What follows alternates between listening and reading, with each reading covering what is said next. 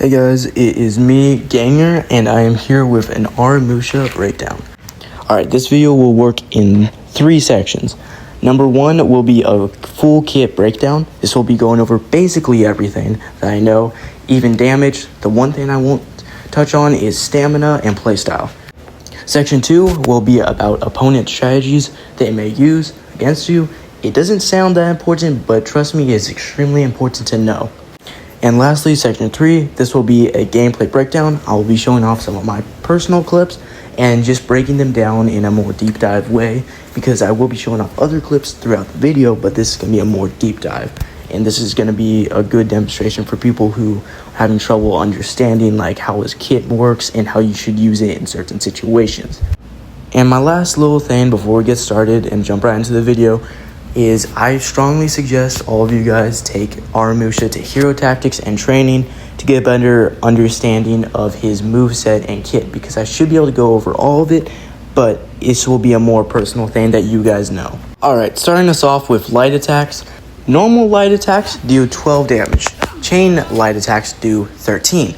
Light attacks from Aramusha can be chained into an infinite combo. This infinite combo can go any direction constantly and can be intertwined with heavy attacks, which are also infinite. I'm going to go over heavies in a moment, but continuing the lights. Light attacks cannot continue going in the same direction. You cannot go light left, but you can go light left, light right, light left. It can't go in the same direction. That's important to know so you don't end your chain. Just a little side note, it's important to know what is considered a startup and what's considered a chain on Aramusha. I'm going to explain why it's important a little bit later, and I'm going to explain which ones are and which one's not a startup and which one's a chain, but just a little side note so you guys keep that in mind. Now continuing us on with heavy attacks, a basic top heavy will deal 24 damage. A basic side heavy will deal 27 damage.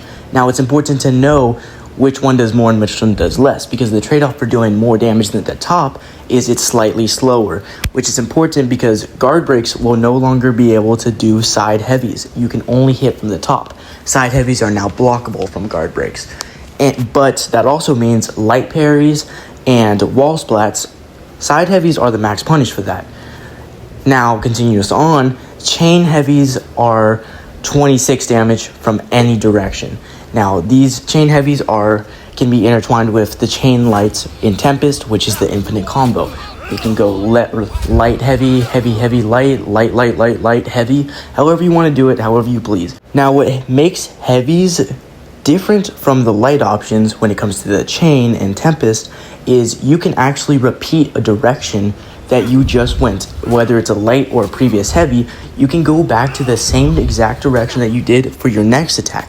Now, what makes it different is this attack will be unblockable, or orange, however you want to call it. This attack will be orange, and this will deal 29 damage from any direction, no matter what. Now, what makes these unique, what makes these oranges unique, is these can actually be soft feinted into light attacks from the opposite directions. Now, a heavy from the side gets the top and opposite side soft feint options, and a heavy from the top gets obviously both side options. They don't get that current side option like, for example, Shaman's soft heavy feint. Now, this is important to know because out of all 3 options, only the top light option becomes undodgeable when you soft feint it. The other 2 become normal lights, but the top option is undodgeable, which is important to know one more time because that can be very readable. Just because it is superior to the other options doesn't mean you should spam it, because it becomes more readable because it's better. That's something that you should also keep in mind. A lot of newer Aramushas, or just overall lower Aramushas, will spam it than using the other options because that's just overall a better option. And a lot of people who are in lower MR tend to dodge a lot, so it catches that. But it can get light parried or blocked, which will end the chain. And it's overall just not good to spam, just to avoid that habit. Now, why chains are important to know, understanding the difference between a chain and a startup for Aramusha, why that's important, is because the orange heavies that you get off have to be a chain. It cannot be a startup. It has to be off of a chain whatsoever. It has to be off the same chain. So if you like soft feints into something, you no longer get that option for that heavy. So it's important to know, and there's other reasons I'm about to talk about. Now, taking a step back from chains and going back to the startup heavy, startups heavies from any direction can be soft feinted into a bash. Now, this bash works as a startup. So that means any attack after it will be a part of Tempest and will be a chain. So that means either more or less damage. And it will also mean that if you follow up with a heavy from the same direction as you did the bash, it will be orange, which means you get that soft feint option, which means you get everything. And it puts you straight into your offense, which can apply pressure. And it's probably one of his best starts to a combo out of anything. Now, Aramusha also has a forward dodge attack. This dodge attack lunges you straight into the air, and you can feint out of this. You can hard feint out of this. This attack gets hyper armor, which is also important to know. It's his only move in his kit with hyper armor. So you can either commit to like interrupt, or you can just hard feint it to catch dodges, whatever you desire. But you can also soft feint it into that bash I just mentioned, which does the same. It's the same exact bash. So I'm not going over it again, but it's the same exact bash that I just talked about.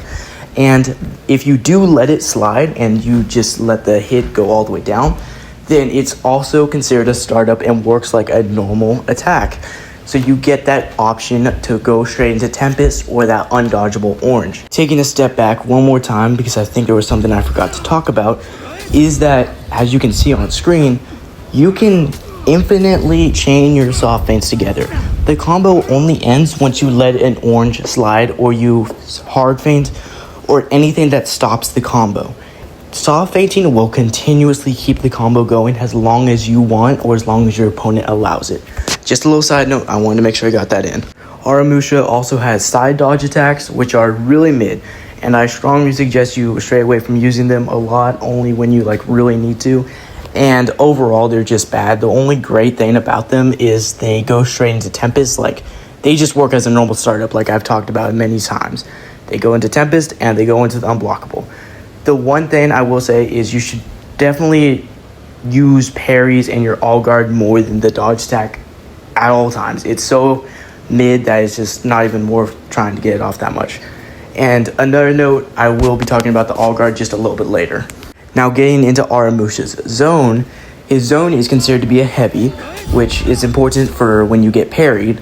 And the first hit is a 13 damage hit, and the second hit does 30 damage, and the second hit is unblockable. Now, I'm getting back to that, but the first hit is not feintable. It's a 2-hit zone, so that means it's feintable in between the first and second hit. Now, the second hit is unblockable, so it works like a regular unblockable. That means you can do whatever you want with it. You can soft feint, you can feint it, you can let it slide. Whatever you want to do with it, you can do. And since it comes from the side, you unlock that top soft feint option with the undodgeable, which is very useful to know against dodgy opponents.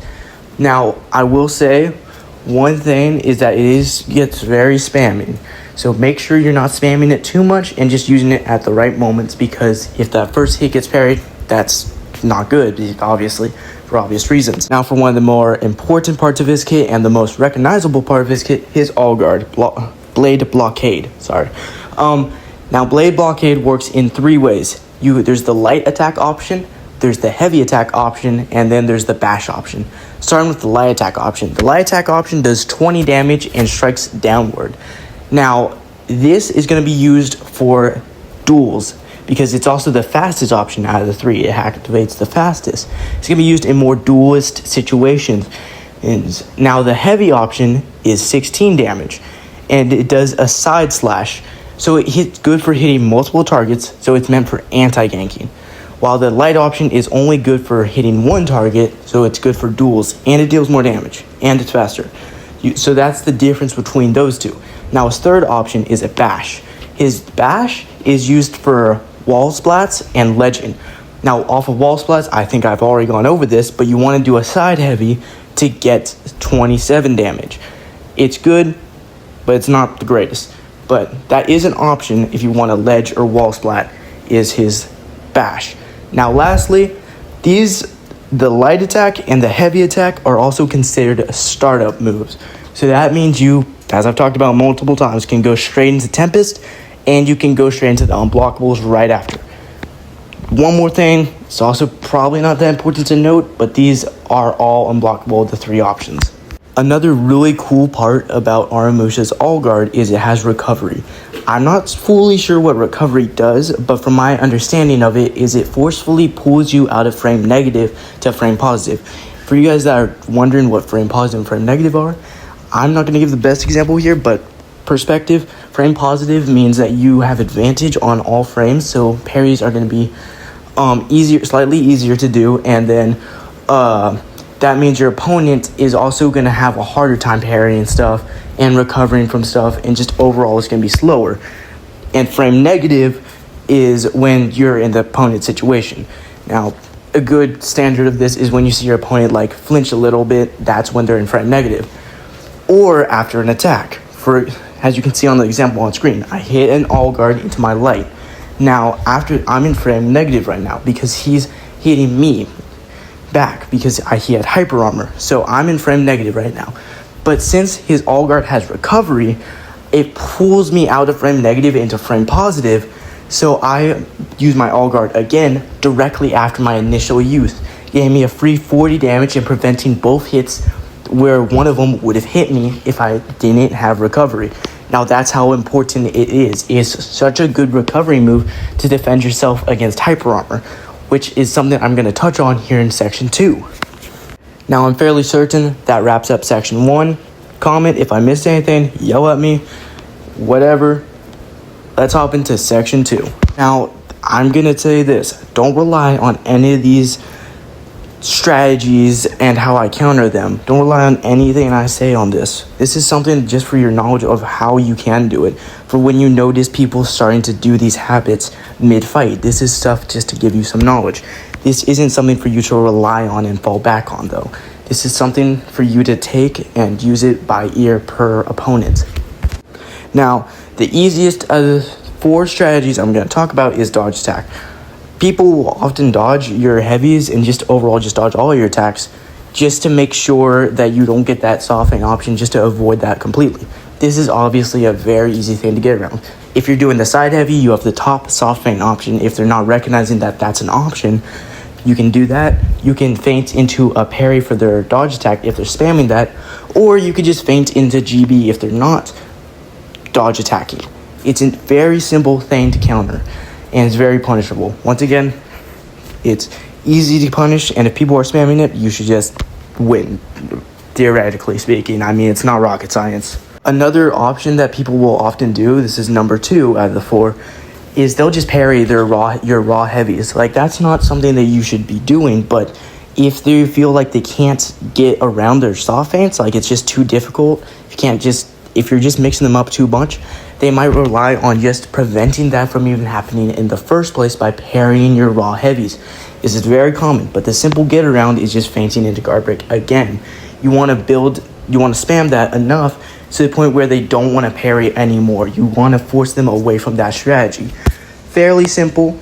Number 3, the most character dependent out of all the 4, is just hyper armoring through your attacks and then preventing your combo and just pushing through.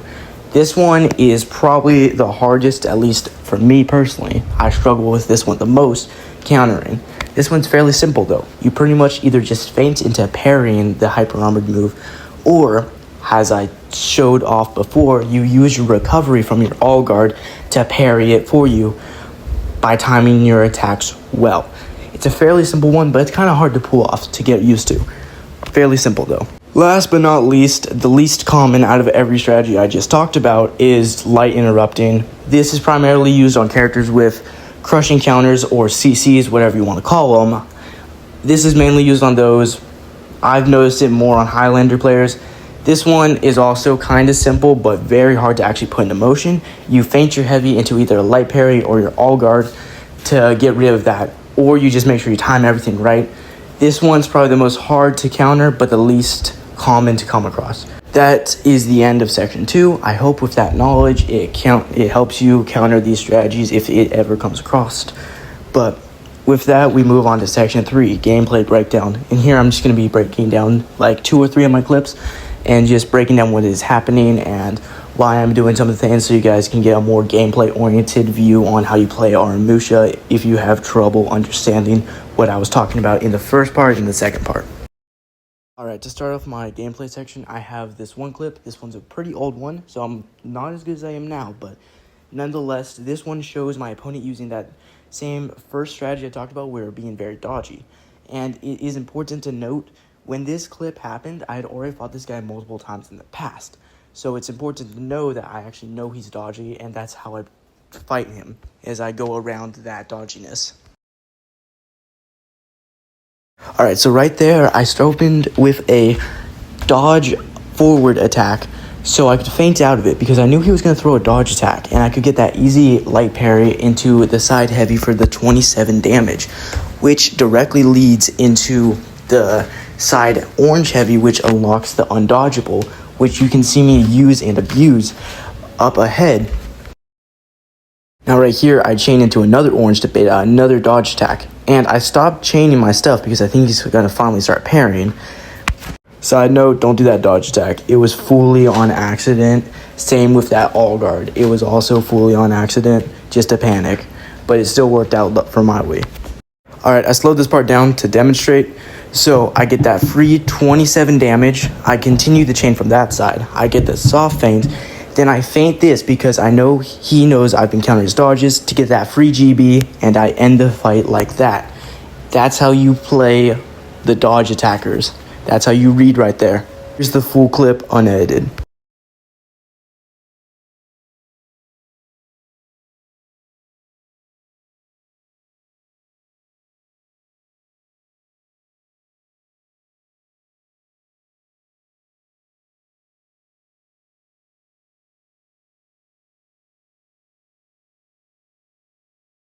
And here's the last part of this section, is this final clip of me fighting this Lawbringer. He's a very good player. This was just a really good moment for me. Alright, to start us off, I go for the bash straight into the side heavy because it's an amazing opener. Alright, and you can see him going for that top light parry. That's why you shouldn't spam it, is because it's so predictable. And you can see it again here. He goes for it again and again. And I just keep whamming on him. And I get a free side heavy because of a light parry. I lose momentum here by parry and end the fight like that. And that right there is how you play Aramusha. And my last thing before I leave you guys is just have fun with him and experience the character by yourself. That's the best way you're going to get better. And that's the only way you'll get better, is by experiencing the character by yourself. You can't rely on guides. So I strongly suggest you get a feel for the character by yourself in training modes and just by yourself. Alrighty, that is the end of this Aramusha breakdown. I hope it helped you guys learn about how he plays and it gets you guys into the character. And if I miss anything, or if I didn't say anything, or if you have questions, just ask me in the comments. I will be glad to respond. And I hope this helped learn Aramusha.